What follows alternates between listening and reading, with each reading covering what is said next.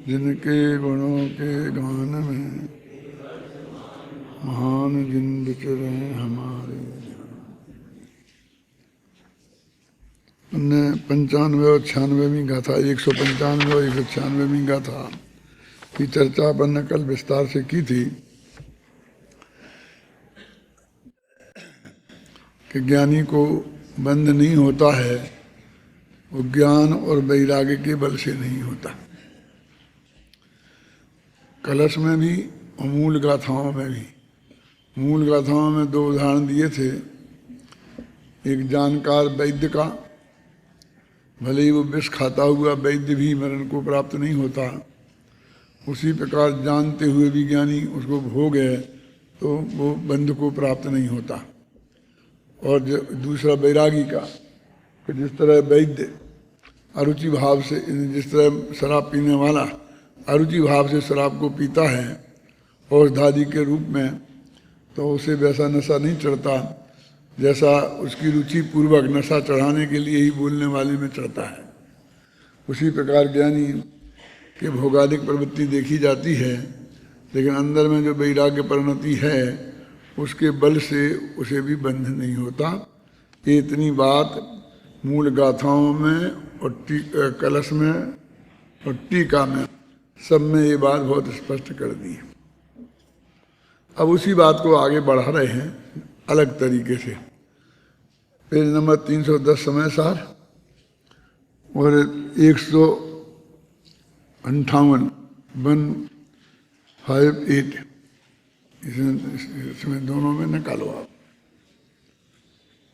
एक कलश है, पढ़ें इसे शांति से। नाश्नुते विषय सेवने पियत स्वम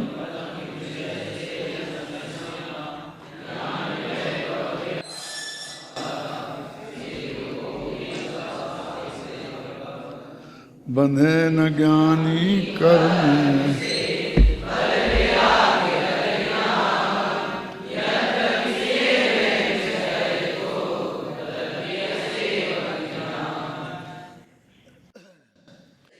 विषय को सेवन करते हुए भी ज्ञानी बंध को प्राप्त नहीं होते हैं।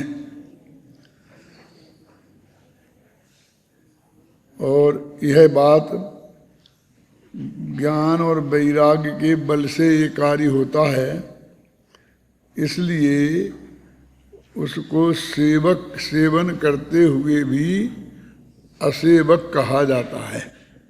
अब कितना थोड़े आगे बढ़ गए। क्या आगे बढ़े? वहाँ तो सेवक कह रहे थे और फिर भी बंध नहीं है। अब वो कहते सेवक क्यों कह रहे हो? उसका नाम उसकी श्रद्धा से रखो ना, उसकी क्रिया से क्यों रखते हो? समझेंगे ना? वो विषय कषाय का सेवन करने वाला है, सेवन की क्रिया दिखाई देने पर भी एक पॉइंट, और तत्संबंधी अशुभ राग के विद्यमान होने पर भी, शुभ अशुभ दोनों लो। इतना ध्यान रखो, ये अध्यात्म का प्रकरण है, तो यहाँ विषय सेवन का मतलब जो अकेला की ये क्रिया विशेष से मतलब नहीं है। 5 इंद्रियों के विषयों के सेवन से है और उनके त्याग रूप विकल्प उससे भी है। वो भी सब सेवन में ही है। मैं इसका सेवन करता हूँ और मैं इसका सेवन नहीं करता हूँ।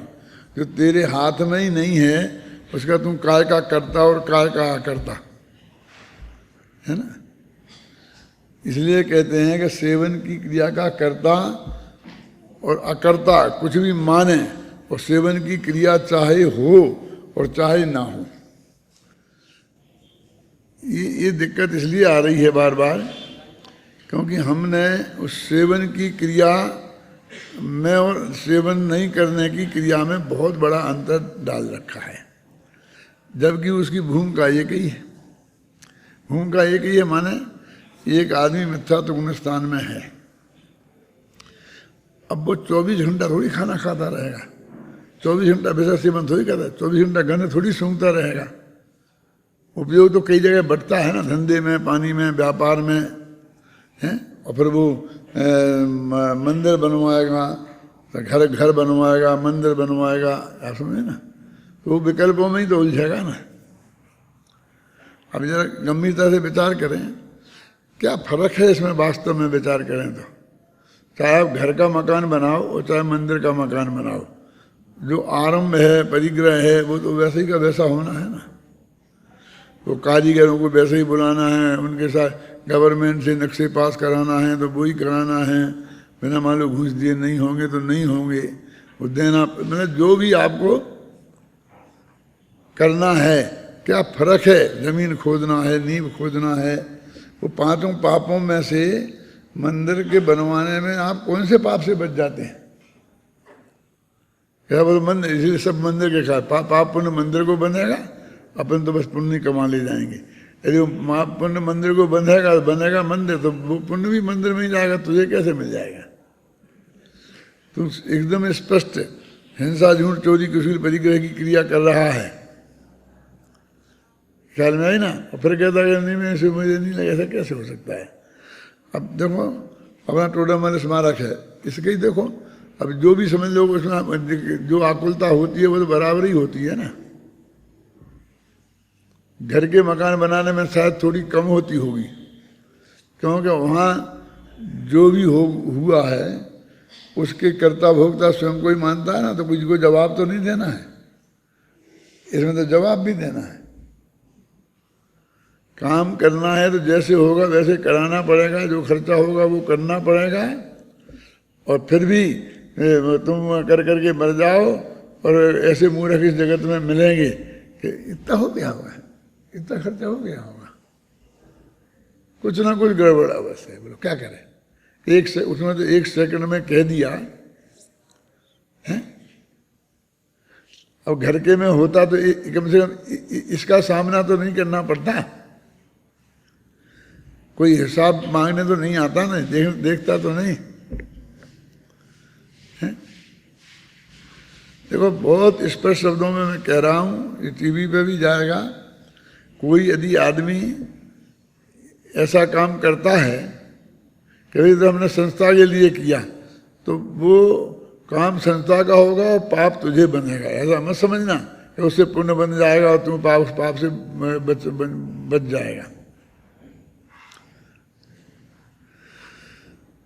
अब ये तो अपने स्मारक में तो कुछ नहीं है, खास बात नहीं है ज़्यादा, लेकिन अब देख अमृतसर में बन रहा है। अब वहाँ तो यहाँ से भी जंगल है, नक्सलवादियों का एरिया है, नीचे से ऊपर तक क्या क्या जो आप कल्पना भी नहीं कर सकते हैं, वो सब करना पड़ रहा है। तो वो सब तुम्हारे किसी खाते में दूसरे में चला जाएगा।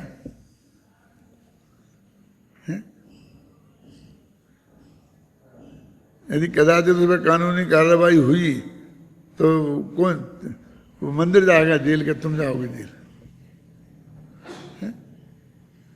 माने मैं किसी के लिए विशेष बात नहीं कहना चाहता, अपन दिमाग दौड़ा सब जगह, मेरे कहने का अर्थ है। तो अपन किस चीज में ये छूट चाहते हैं, किस बात की छूट चाहते हैं, वो सब शास्त्रों में लिखा है, शास्त्रों में लिखा। अरे शास्त्रों में तो लिखा है, लेकिन जो उनके लिए लिखा है कि जिनने तुमने घर के 10 मकान बनाए तो एक मंदिर भी बनाओ, लेकिन तुमने घर की एक ईंट तो लगाई नहीं है, घर तो बनाया ही नहीं ना।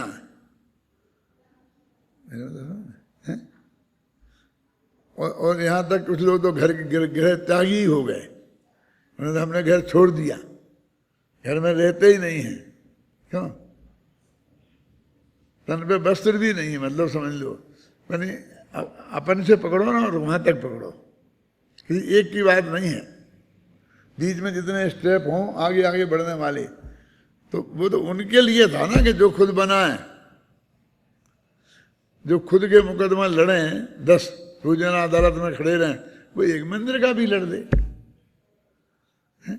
लेकिन खुद का तो कभी लड़ाई नहीं देखी नहीं अदालत। और मंदिर के लिए रोजाना अदालत में खड़ा है, ये कहाँ का कौन सा सौभाग्य है? सौभाग्य है कि दुर्भाग्य है?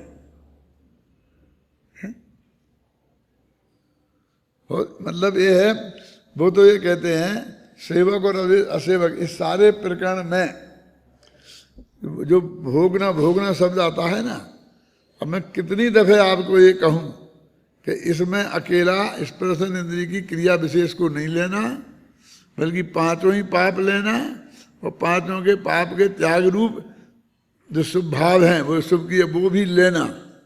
वो क्रियात्मक ही हो गया ना। वो तो कहते क्रियात्मक नहीं, नेगेटिव भी हो तो वो भी लेना। कुछ लोग करने में लगे हैं, कुछ लोग नहीं करने में लगे हैं। मैंने एक वाक्य लिखा ना, मैंने कई दफे सुना है आपको सभा में, धर्म के दर्शन किताब में, आकिंचन नाम का जो धर्म है उसमें लिखा है कि कुछ लोगों ने धर्म के नाम पर परिग्रह को छोड़ दिया है।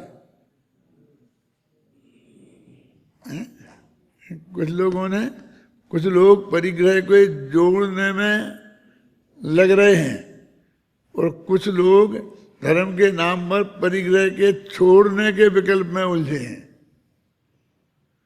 लेकिन एक कोई नहीं विचार करता कि ये परद्रव्य को ग्रहण त्याग किया जा सकता क्या, ये छोड़ा जा सकता क्या नहीं, इसे ग्रहण किया जा सकता क्या नहीं, उसके बारे में तो किसी को सोचना ही नहीं है। सबसे पहले उदयपुर विश्वविद्यालय में 75 विद्वान थे, जिसमें A.N. उपाध्याय, अगरचंद नाहटा, बहुत पुराने विद्वान सब मौजूद थे। वहां सबसे पहले मैंने सेमिनार में अहिंसा का लेख पढ़ा था, और राजागिरी में पढ़ा था अनेकांत का। ये सब भगवान महावीर के निर्वाण वर्ष की बात है, सन 74 की। तो सब ऐसी आंखें फाड़ फाड़ के देखते थे। मैंने वहां कहा उस सेमिनार में कि हिंसा नहीं करनी चाहिए, जीवों की रक्षा करनी चाहिए, ये तो सब कह रहे हैं, और हम अहिंसक हैं, हमारा जैन धर्म अहिंसावादी है, सब बता रहे।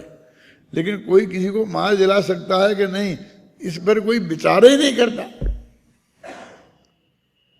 क्यों, क्या है? तो सर से नीचे से ऊपर तक देखते थे कि ये टोपी, धोती कुर्ता टोपी वाला क्या कह रहा है। और जब मैं पूरा लेख पढ़ा, जिसे अहिंसा वाला जो अपन सुनते हो वो नहीं, एक दूसरा है अहिंसा वाला, दूसरा लेख किसी ने नहीं पढ़ा होगा। तीर्थंकर महावीर सर्वोदय तीर्थ में है, उसी के अंत में अलग, वो पढ़ा था मैंने उदयपुर सेमिनार में। मुझे इतना याद है कि जब बुक खत्म हो गया मेरा व्याख्यान और खूब बहसबाजी हो गई उस पर, तो तेरापंथी है ना श्वेतांबर लोग, इनके एक विद्वान हैं महावीर राज गेर्रा, नाम सुना होगा, अच्छे विद्वान हैं। वे यहाँ पे रहते थे, अपने इसमें डायरेक्टर थे इसकी सामने जो अपना कार्यालय है ना शिक्षा विभाग का, फिर उसमें और कई पोस्टों पर अभी हैं वो।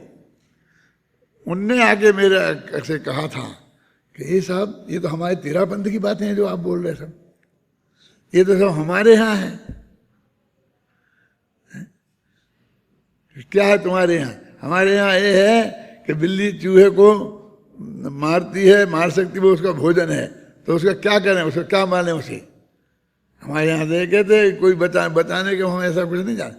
जो तेरापंथियों में अब दौड़ दौड़ के जाके बचाओ, इसका कोई ज्यादा महत्व नहीं है। अब वे कहीं पहुंच गए हूं, ख्याल में नहीं ना। लेकिन उसने उन्होंने कहा ये तो हमारी बात है, तेरापंथियों की बात है। मैं हम तेरापंथी तो हैं ही लेकिन दिगंबर तेरापंथी है, आप समझ रहे ना। भाग्य की बात है कि तेरापंथ का जन्म भी आगरा में हुआ और राजस्थान में इसको पुष्ट हुआ।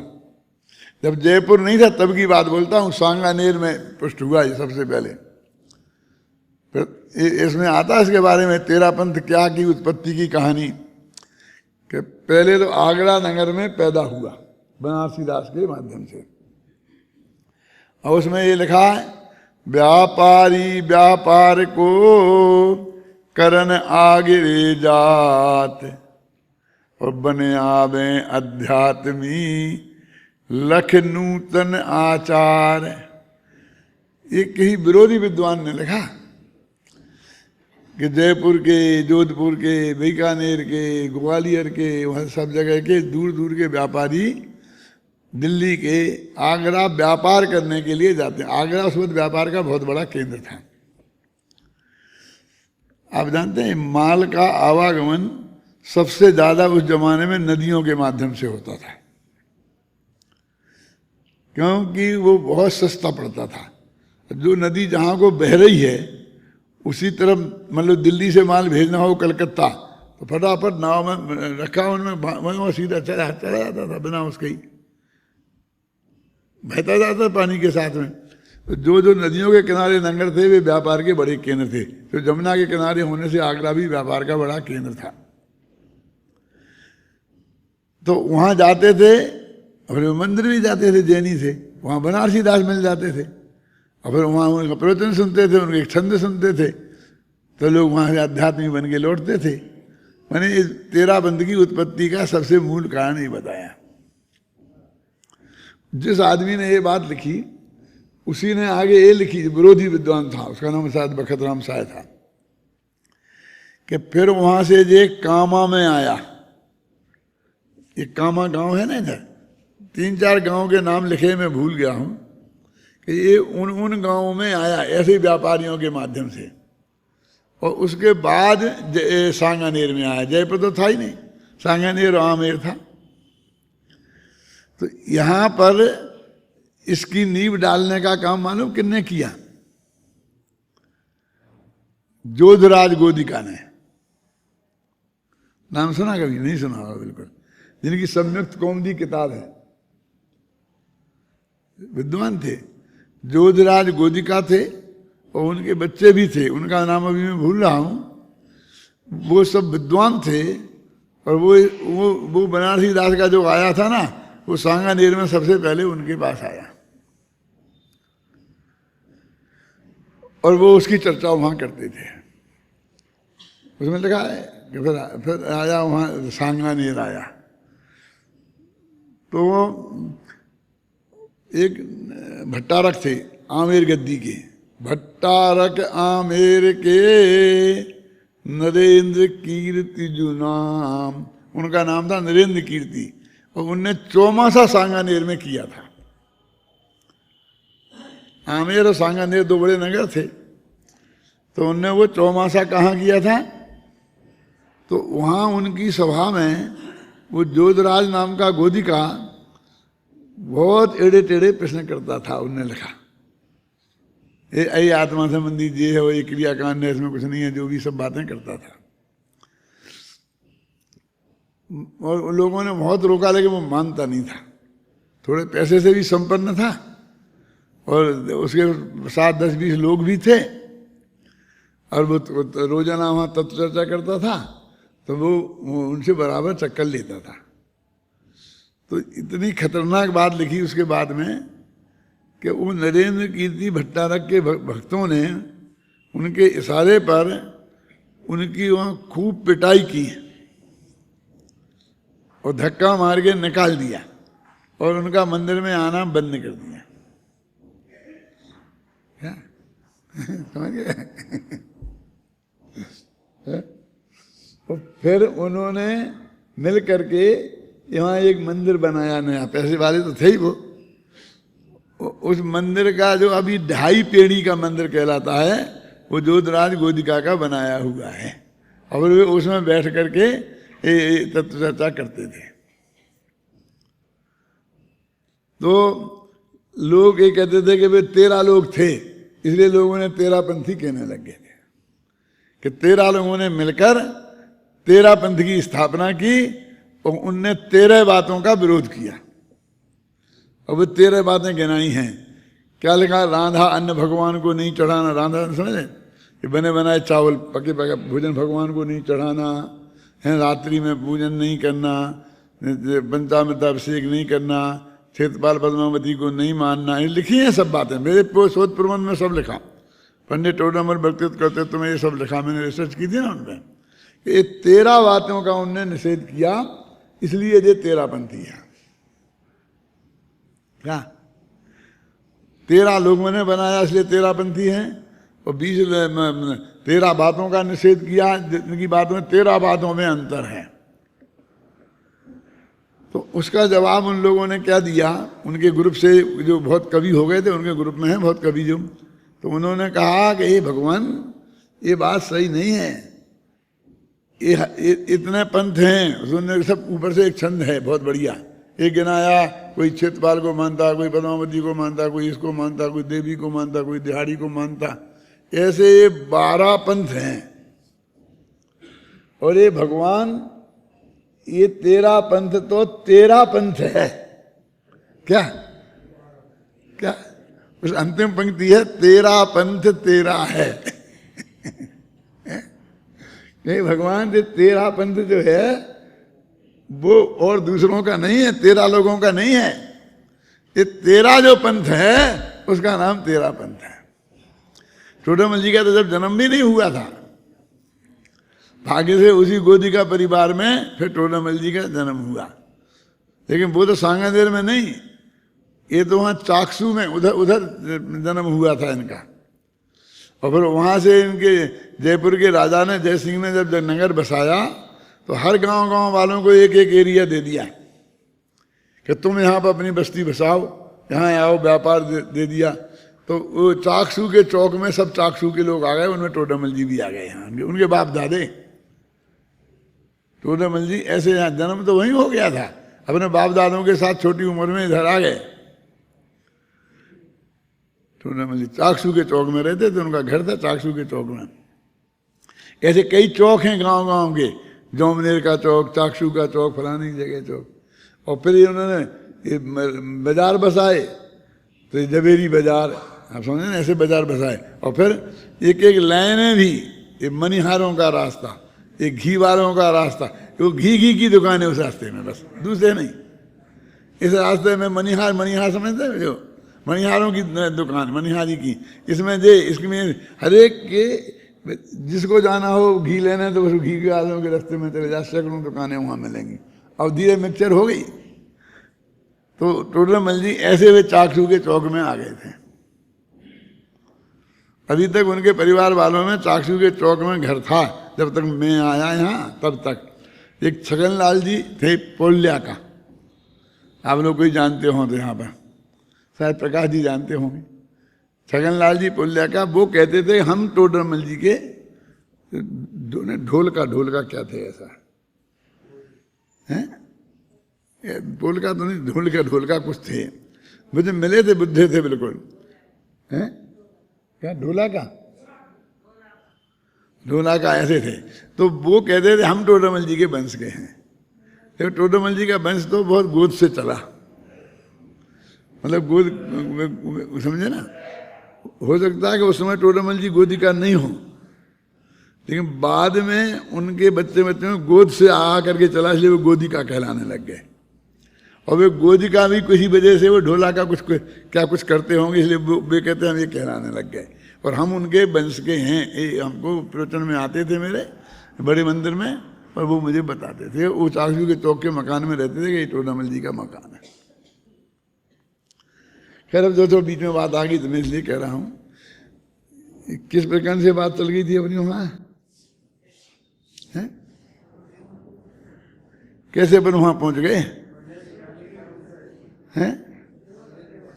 हाँ, मतलब देखो, असेवक होकर के भी सेवक। पहले तो वो ये कह रहे कि वो सेवक ही नहीं है, अपन ये कह रहे थे कि तुम कह रहे कि वो सेवन करते हुए उसे बंद नहीं होता। तो सेवन कर कहाँ रहा वो अब ये लेन जा रही है। जैसे कहते तुम मारो मत मारो मत मारो मत, कि भैया मार सकते हैं कि नहीं, पहले ये तो नक्की करो। जब एक दिन मार ही नहीं सकता, बचा ही नहीं सकता, किसी का भला बुरा कर ही नहीं सकता, तो करोगे नहीं करो बात कहाँ से लाए। तो वो तो बेकार ही हुआ ना, चाहे करने का भाव हो पर में, चाहे नहीं करने का भाव हो। जब तेरा पर में कुछ है ही नहीं, तो करने का भाव भी वैसा ही निरर्थक है, और नहीं करने का भाव भी वैसा ही निरर्थक है। वो गादे कह रहे हैं यहाँ कि विषय सेवनस्य फलम नाशनते, विषयों का सेवन करते हुए भी विषयों के सेवन का फल जो लोक में कहा जाता है वो उन्हें प्राप्त नहीं होता। क्योंकि ज्ञान वैभव, ज्ञान वैराग्य वैभव बला, ज्ञान वैभव और वैराग्यता बलात्, ज्ञान के वैभव से और वैराग्यता के बल से ये उन्हें प्राप्त नहीं होता। फिर वो कहते हैं कि सेवते हुए ना, तो सेवक तो है ना वे, तो कहते सेवते हुए भी सेवकोपी असेवका, वे सेवन करते हुए भी असेवक ही हैं। देखो ये गुरुदेव ने बहुत अच्छा लिखा, मैं थोड़ा ध्यान दिलाना चाहता हूँ। पेज नंबर 159 पे देखो गुरुदेव का प्रकरण। यहाँ ज्ञान का अर्थ आत्मज्ञान लेना, व्यवहार ज्ञान अथवा शास्त्र ज्ञान नहीं लेना। ज्ञान के लिखा ना, ज्ञान के बल वैभव से, और वैराग्य का बल भी ऐसे ही लिखा होगा यहाँ।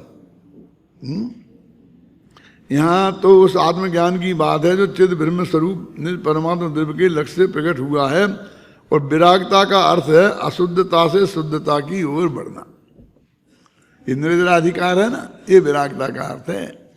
ये दुनिया में जैसे वैराग को ज्ञान समझा जाता, हमने पढ़े लिख गए, शास्त्री हो गए, ये हो गए, जैन दर्शनाचार्य हो गए, ये ज्ञान नहीं लेना। और चद्रा उड़ लिया हमने, बाल घुटा लिए, ये वैराग्य नहीं लेना है। एक जगह तो यहाँ तक लिखा है कि ये तो रूंधी हुई कसा है, ऐसा लिखा। कौन सी जगह लिखा है, क्यों लिखा ना, ये तो रूंधी हुई कसाय है। तो वो कहते हैं ज्ञान और वैराग्य के बल से, ज्ञान माने आत्मज्ञान, आत्मानुभव, और वैराग्य माने जो अनंतानुबंधी कसाय का अभाव हुआ है ना, और उससे जो चारित्र्य में शुद्धि हुई वो। यहाँ वैसा वैरागी लेना, कैसा भरत जी घर ही में वैरागी, वहाँ वो वैरागी नहीं है जो घर छोड़ के चला गया। क्या घर छोड़ के चला गया वो वैरागी नहीं है। अभी इन्हें तो कोई जगत वाले तो इसे वैरागी माने ही नहीं, यदि उस क्रिया वाले को वैराग्य माने। वो कहते हैं उसके, वो चौथा गुणस्थान वाला ज्ञान और वैराग्य के बल से, जो मैं आप लोगों को कहा करता हूँ ना कि मैं किताब लिखना चाहता हूँ जो लिखी नहीं जा सकी है और शायद न लिखी जा सके, वो सब इन्हीं के आधार पर तो है। इसी बातों को एक उदाहरण के रूप में स्पष्ट करना है, लेकिन वो खतरनाक कम काम नहीं है। एक आदमी ने ऐसा कुछ किया था, वो पूरा तो नहीं कर पाया, मैं उससे पूरा सहमत नहीं हूं। भरतेश वैभव का नाम सुना? एक कवि हुआ दक्षिण भारत में, क्या नाम था? रत्नाकर। उसने भरतेश वैभव लिखा तो ये दिगंबर जैन समाज ने उसे समाज से निकाल के बाहर कर दिया, और फिर वो लिंगायतों में चला गया। वो मरा ही लिंगायतों में है, शिवलिंग के सामने वहाँ मंदिर में। क्यों? लोगों को बर्दाश्त नहीं हुआ। आज तो पढ़ते हैं उसे लोग। मैं उसे बहुत बड़ा क्रांतिकारी समझता, तो क्रांतिकारी तो था ही, इसमें कोई शक नहीं है, लेकिन मेरी श्रद्धा उसके प्रति नहीं है। क्यों नहीं है? कि मैंने भरतेश वैभव आदि से अंत तक पढ़ा है, जो 1000 पेज का है। हिंदुस्तान में तो मुझे पढ़ने का समय नहीं मिला, लेकिन अमेरिका में मेरे हाथ लग गया। 7 दिन तक मैं प्रकाश छाबड़ा के यहाँ ठहरा था अमेरिका में, तो उसके यहाँ था वो। तो मैंने वो 7 दिन में 1000 पेज पढ़ लिए पूरा। मैं जहाँ जिसके घर ठहरता हूँ उसकी लाइब्रेरी छानता हूँ, जो कोई नई किताब मिलती है उसे मैंने ये मूकमाटी भी वहीं पढ़ी थी। क्या? तो मेरी श्रद्धा घट गई। एक अध्याय तो ऐसा है इसमें कि जिसका अर्थ ही जिसने अनुवाद किया था उसने लिखा नहीं। और अनुवादक मालूम कौन थे? नाम सुना? वर्धमान पासनाथ शास्त्री। हमारे गुरु भाई थे, हमारे विद्यालय के पढ़े हुए थे, हमसे तो बहुत बड़े थे, हमसे कम से कम 25 वर्ष बड़े होंगे। और वो लाल बहादुर शास्त्री थे ना, उनके सहपाठी थे। ये विमल सागर महाराज के क्लास फेलो थे, आचार्य विमल सागर महाराज के, ये लोगों के साथ पढ़ते थे। उनने कहा ये इतना श्रृंगार रस का वर्णन इसमें है कि मेरी हिम्मत नहीं है। वे आसानी का अर्थ नहीं जानते थे, बहुत अच्छे विद्वान थे संस्कृत के, लेकिन उनने वो छोड़ ही दिया। लेकिन जो जो नहीं छोड़ा वो भी इतना अश्लील था कि मेरे दिमाग में से वो निकल गए कहीं।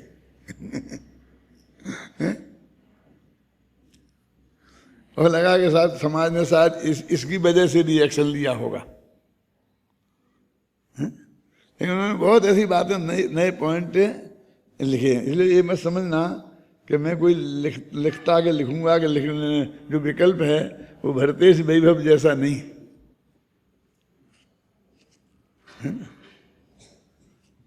क्या समझ में आया ना? बस क्योंकि तुम भविष्य में तुम पढ़ोगे ही, मानोगे तो हो नहीं। जब मैं इतनी बात कह दी मैंने तो भरते वैभव को भी देखो। हाँ, विरागता बलात् है ना। देखो ये लिखे हैं, देवचंद जी छाबड़ा का पढ़ते हैं, ज्ञान और विरागता की ऐसी कोई अचिंत सामर्थ्य है कि ज्ञानी इंद्रियों के विषयों का सेवन करता हुआ भी उनका सेवन करने वाला नहीं कहा जा सकता, क्योंकि विषय सेवन का फल तो रंजित परिणाम है और उसे ज्ञानी नहीं भोगता, प्राप्त रंजित परिणाम को नहीं भोगता। अब ये रंजित परिणाम भी सिद्धा के लेवल का है। देखो इसमें समझो जरा, कोई भी विषय का सेवन उसमें उपयोग की एकाग्रता के बिना संभव नहीं, एक बात। और हर इंद्री में, जैसे कि खाना खाते हैं आप, तो खाना खाने के पहले मुंह में लार आती है, तब जाकर के आप खाना ढंग से वो गीला होता गले में गुटक सकते हो, तब पचता है वो। यदि वो लार नहीं हो और वैसे ही आपको डाल दें वही खाना, तो नहीं पचेगा। अब ऐसे ही हर विषय का है, माने वो लार बिना भाव, माने खाने की इच्छा हुए बिना तीव्र,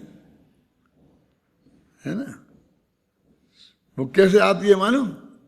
वो तुम्हारे गो आहार दंशने ने, जो भोजन देखते हो तो उसके पहले आपका मुंह इस बात के लिए तैयार होता है क्या कि वो लार आकर के इसके लिए तैयार हो जाए। हमेशा ऐसा तैयार नहीं रहता 24 घंटा, आप समझते हो। ऐसे हर इंद्रिय के विषय का है, ज्ञान का, चक्षु का, कर्ण का, माने उपयोग के इन्वॉल्व हुए बिना 5 इंद्रियों के विषय का सेवन संभव नहीं है। अब यहाँ वो ऐसा उपयोग इन्वॉल्व है और राग परिणाम भी है, दोनों बात कह रहा हूं मैं, समझना। ज्ञान भी इन्वॉल्व है और तत्संबंधी राग भी है। तो फिर क्या बचा जो ये कह रहे कि वो असेवक है?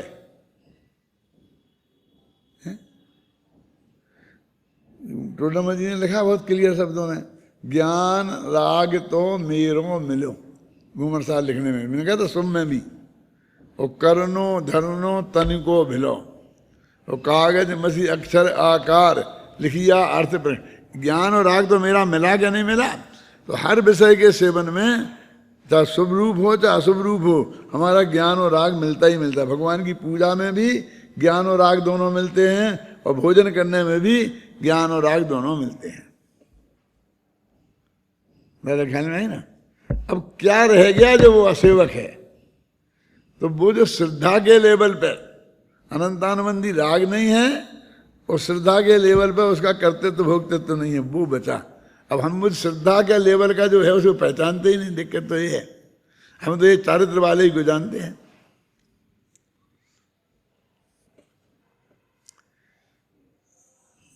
एक बात और कहता हूं, बहुत मार्मिक है, पहले भी कही है, लेकिन आपको कितनी ध्यान है कि नहीं। क्यों जी, हमारा वो अनंतानुबंधी के साथ चली गई तो कुछ ना कुछ तो चारित्र हमारे जीवन में दिखना चाहिए। और चरित्र मुझे बोले लेस न संयम, ये कहते असंयम गुण स्थान है, नहीं कहा नहीं कहा। तो ऐसा दिखना चाहिए, ऐसा नहीं हो सकता कुछ ना कुछ नहीं हो। तो वो कह रहे हैं कि वो तो ऐसी कसाय गई है कि जिसका कार्य तो तेरे जीवन में दिखाई देता ही नहीं था, ये जो अभी भी चले जाने के बाद भी दिखाई दे रहा है, ये तो अनंतानुबंधी कसाय का और मिथ्यात्व का कार्य था ही नहीं। शांति जी क्या कह रहे, समझ में बहुत मार्मिक बात कह रहा हूँ। होता तो इसके साथ ही चला जाता। ये तो अपने भी अप्रत्यक्ष है न वर्ण कर साय के उदय का कार्य है, समझे ना। ज्ञानी के परिस्थिराधिक का मान वृत्ति जो है ना, अनुवृत्त होते हैं ना जिनकी, उनकी बात कर रहा हूं। जो परिस्थिराधिक का मनवचन का कृतकात अनुबोधना 9 बार से त्याग है, वो भी जो बाकी विषय वहां है वो प्रत्यक्ष है न वर्ण का कार्य है, अप्रत्यक्ष है न वर्ण का नहीं है। जो दिख रहा है राग अनुवृत्ति के, वो प्रत्यक्ष है न वर्ण का दिख रहा है, और जो आवृत्ति के दिख रहा है वो अप्रत्यक्ष है न वर्ण का दिख रहा है। अनंतान बंदी का तो दिख ही नहीं रहा, और इसमें ये लड़ना तक आ जाता है, युद्ध में मारना तक आ जाता है। जो पांडवों ने लड़ी, राम ने लड़ी लड़ाई, और जो तीर्थंकरों ने भी लड़ी, ये सब राग जो है अनंतान बंदी का नहीं है काम। भाई साहब क्या बात कर रहे हो? क्योंकि अनंतान बंदी का होता तो जिनकी अनंतान बंदी चली गई उनके नहीं देखा जाता, तो उनके नहीं, तो हमारा भी वो उसका नहीं है। क्या हुकुमचंद जी समझ में आएगा? नहीं आई? ऐसा नहीं, हमारी तो अनंतान बंदी से ऐसा नहीं है। ये जो दिख रहा है, जो प्रवृत्ति अनंतान बंदी के साय के योग में, मिथ्यात्व के योग में जो पाप होते हैं, उसमें के करते हुए तो तुम्हें जेल में रहना पड़ता बेटा, तुम यहाँ रह ही नहीं सकते थे। जो समाज को मान्य है उसमें तुम रह सकते हो ना, वो तो अप्रत्यक्ष है ना वर्ण, प्रत्यक्ष है ना वर्ण का बेकार है। समझ गया? समाज में तुम बैठने लायक बने हो, ये अप्रत्यक्ष है ना वर्ण, प्रत्यक्ष है ना वर्ण का बेकार है भाई साहब। इसलिए आप ज्ञान ही कैसे, तुम्हें दिखेगा कैसे? क्योंकि वो जो है वो तो तुम्हारे दिखता ही नहीं, तुम्हारी परिणति में है ही नहीं। होगा तो जरूर जिनके अनंतानबंदी के साय है, लेकिन वो श्रद्धा के लेवल पे ही रहता है, वो भी क्रिया के लेवल पे नहीं आ सकता। उसके लिए कैसी शक्ति चाहिए? साथ में नरक जाने लायक पाप करने के लिए शक्ति चाहिए, जो पंचम काल के जीवों में नहीं है। यदि होती तो वे साथ में नरक में जाते पंचम काल में। है? कौन से नरक तक जाते हैं अभी? कर्णान योग वाले बताएंगे। हैं? पहले तक, तीसरे, छठवें तक, 5वें काल में फिर पूछ लेना एक दफा कर्णान योग वालों से। वो तो साथ में तो जो है छठवें की बात नहीं है, मेरे ख्याल से तो बहुत नीचे होगा, तीसरा होगा बहुत से बहुत। हैं क्या?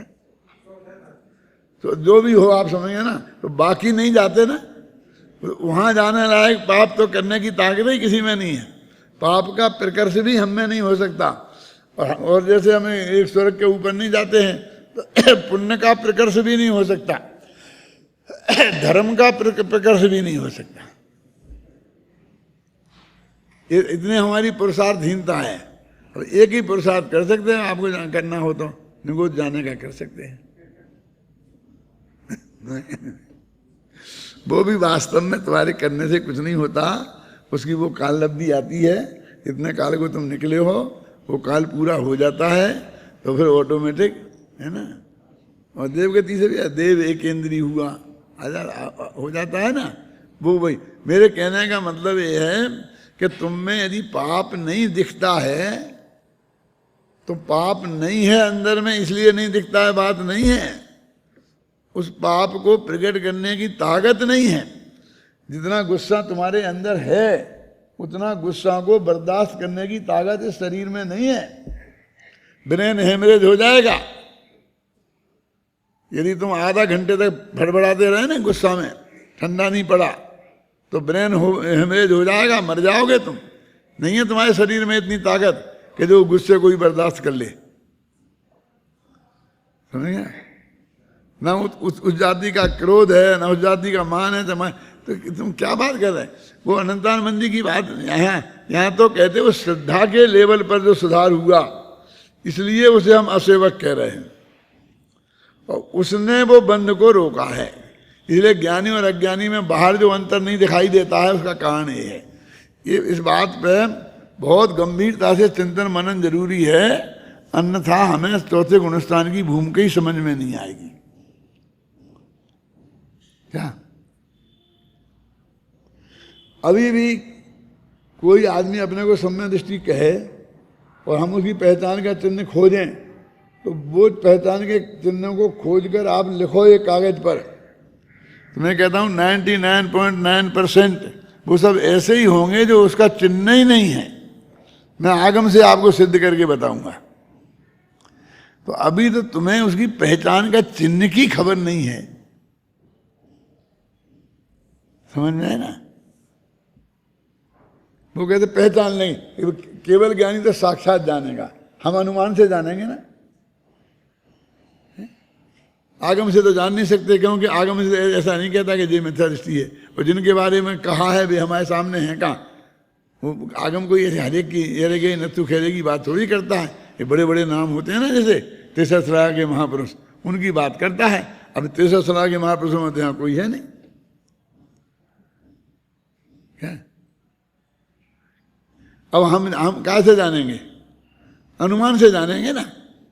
तो अनुमान के लिए उसका सही परिभाषा तो हमें पता होनी चाहिए। अव्याप्ति से रहित दोष हम कैसे देखेंगे कि जब ऐसी जो बातें को तुम मिथ्यात्व का लक्षण मान रहे हो, वे सैकड़ों सम्यक दृष्टियों में आगम में लिखी देखी जा रही हैं। और जिसे नहीं मान रहे हो, समझ गए ना, वो मौजूद है बिल्कुल एकदम, जिन्हें तुम बहुत शांत मान के बैठ गए हो, वो उनमें देखी जा रही हैं। तो तुम पहचान कैसे करोगे? पहले तुम बताओ, पहचान का चिन्ह तो बताओ, तुम वो तराजू तो बताओ जिस पर तुम तोलोगे किसी को।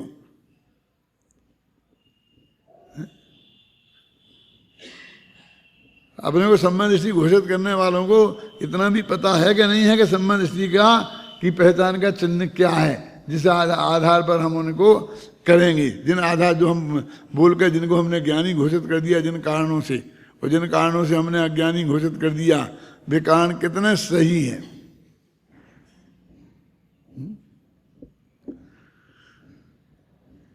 देखो एक मार्मिक बात कहता हूं, जरा समझने के लिए है कि भाई अपन तो अज्ञानी लोग हैं, तो अज्ञानी लोग तो पहचान नहीं सकते। लेकिन अपने इस सब लोगों के द्वारा मान्य गुरुदेव श्री तो ज्ञानी थे ना। जो भी हमारे गुरुदेव श्री के अनुयायी हैं, कम से कम एक व्यक्ति तो निर्विवाद है। और भी होंगे, मैं ये नहीं कहता हूँ बाकी के में विवाद है, लेकिन जिसमें निर्विवाद रूप से निर्विवाद है, है? क्या तो उनने भी अपने सामने रहते हुए ज्ञानी थे, उनको नहीं पहचान पाया। ऐसे कई केस हैं क्या नहीं है? और ऐसे भी हैं कि जिन्हें पहले उन्हें ज्ञानी घोषित कर दिया और साल 2 साल बाद फिर अज्ञानी घोषित कर दिया। दो ही तरह के केस हैं, आया समझे ना। इसका मतलब ये है कि जिन्हें हम सब पूरी तरह से ज्ञानी मानते हैं, वो भी अनुमान ही कर सकते हैं, और वो अनुमान भी गलत भी नहीं कर सकता है। वो खुद ही मान लिया ना।